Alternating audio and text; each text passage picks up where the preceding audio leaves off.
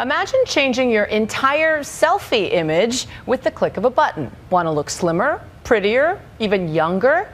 90% of teens today say they've posted selfies online where perfection is just a filter away. But some are taking the quest to even bigger extremes, striving to look airbrushed in real life. Here's ABC's Cecilia Vega. This is how Americans are spending their time, taking pictures of themselves all day, every day. And like millions of people, Triana Levy loves taking selfies. We just took some of these selfies outside, and they're super cute.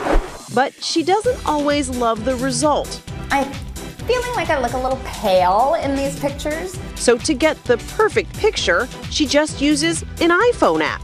So the filter that I like to use is actually just natural, and it's a really subtle difference, and it just kind of smooths out your face. I love to try on new looks. The Perfect 365 app lets you airbrush your selfie. One tap to try hot new styles. And become an instant cover girl. The art of the selfie has created a whole industry of smartphone apps to help you look your best. Think you look too fat? Try Skinny Pics. Dull skin or blemishes? Facetune can clear that right up. And what if you just plain hate the way the photo came out?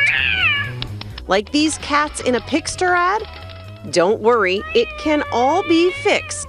Your social media presence is just as important as your real life presence. Triana hated the way she looked online, so she decided to take her selfie makeover a step further, opting for plastic surgery. I'm gonna be a supermodel! Specifically, a nose job and a chin implant, with the help of this Beverly Hills doctor, Richard Ellenbogen. I don't want to make the nose too small, but I do want to make it straight. At what point are you going to be well enough to post these new pictures on Facebook? As soon as Dr. Ellenbogen tells me that I'm camera ready.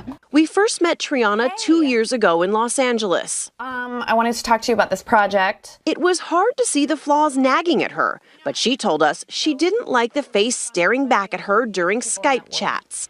That one I can do. Okay, thanks. Take care. I'll talk to you soon. Or in Facebook pictures. 10 years ago, I don't think I even noticed that I had a weak chin. She tried to change the camera angle, even untagged photos she didn't like, but none of it was enough. My darn chin just bugs the living daylights out of me in this photo. It's kind of the first thing that I look for in a photo is how does my chin look, which is really weird. So she decided to get a chin implant. When you do a chin, sometimes you have to do a little bit more than that to balance the face in the chin.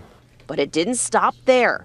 Dr. Ellenbogen recommended Triana get additional procedures like fat grafting and a nose job, up to $15,000 worth of surgery, though Triana is a family friend of Dr. Ellenbogen's, so she got a discount. Sounds like you're going to a pretty far extreme to maybe make it work to you. I don't know if people might say surgery. That's a huge commitment. To me, plastic surgery should be a last-ditch effort.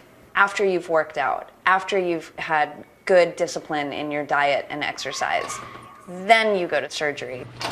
Oh, wow. We were there the day of Triana's surgery. I'm getting very excited, starting to border on nervous, so I'm ready to get going. Okay, ready to rock and roll. This is going to be her cheekbone. This is the chin implant. It curves around the side a little bit. It's a rounded one that's very soft. It's not pointed for her face. It took 2 hours for all the nips and tucks. You look good. Yeah. Very good, very nice. Good? Are you happy with everything? I'm thrilled. A week later, she was bruised but pleased. I can see it's still a little bit swollen, but it's just perfect. A month after her surgery, she was thrilled. Hello. Hi. Hi, Cecilia. Hey, Triana. Welcome. Wow. Oh my God. hello. It really is different. After all that surgery, her new face was complete. Here is the quintessential profile shot, which Before, you never would have put on. I never would have put that on because my little chin would have been, looking like a little turtle. It may seem extreme, but for Triana, all this wasn't just an ego boost. Taking a good selfie has become a high-stakes business that can turn just about anyone into an Insta-celebrity. Today, this business, moving at the speed of the internet, your selfie is your headshot. So you can reinvent yourself every single day with simply your iPhone. As a senior talent manager at the Ufluencer Group, she manages the careers of rising internet stars like Nicole Guerrero, online makeup guru.